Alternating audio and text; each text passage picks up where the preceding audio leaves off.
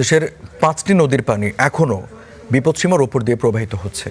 তবে বৃহস্পতিবারের তুলনায় পরিস্থিতি সামান্য উন্নতি হয়েছে।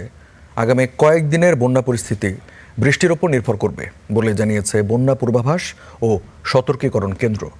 তবে আবহাওয়া অফিস জানিয়েছে রবিবার থেকে অবস্থার উন্নতি হবে।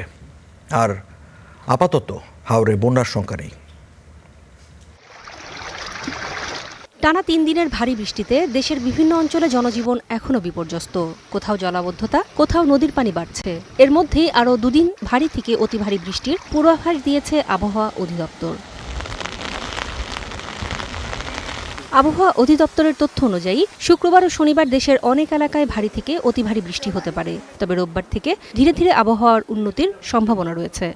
রংপুর, রাজশাহী এইসব জায়গাতেও বৃষ্টি বেড়েছে।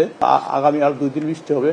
সেক্ষেত্রে আগামী 2 দিনের যে বৃষ্টি যে চলমান থাকবে সেক্ষেত্রে পরিস্থিতি অনেকটাই অপরিবর্তিত থাকবে। এটা আমরা আশা করছি যে 12 তারিখে পরে যায়, যখন বৃষ্টি কমে যাবে সেক্ষেত্রে পরিস্থিতি অনেকটা উন্নতি হয়ে যাবে। অবিরাম বৃষ্টির প্রভাবে বাড়ছে বিভিন্ন নদ নদীর পানিও। বন্যা পূর্বাভাস ও সতর্কীকরণ কেন্দ্র জানিয়েছে সাঙ্গু, মাতামুহুরী, কুশিয়ারা, মনু ও খোয়াই নদীর 9টি স্টেশনে পানি বিপদসীমার উপর দিয়ে প্রবাহিত হচ্ছে। এছাড়া তিস্তা, সুরমা, সোমেশ্বরী ও ছোট ফেনী নদীর কয়েকটি পয়েন্ট সতর্কসীমার কাছাকাছি রয়েছে।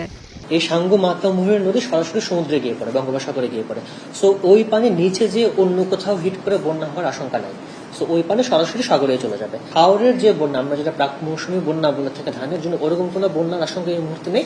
সার্বক্ষণিক পরিস্থিতি পর্যবেক্ষণ করছে আবহাওয়া অধিদপ্তর এবং বন্যা পূর্বাভাস ও সতর্কীকরণ কেন্দ্র।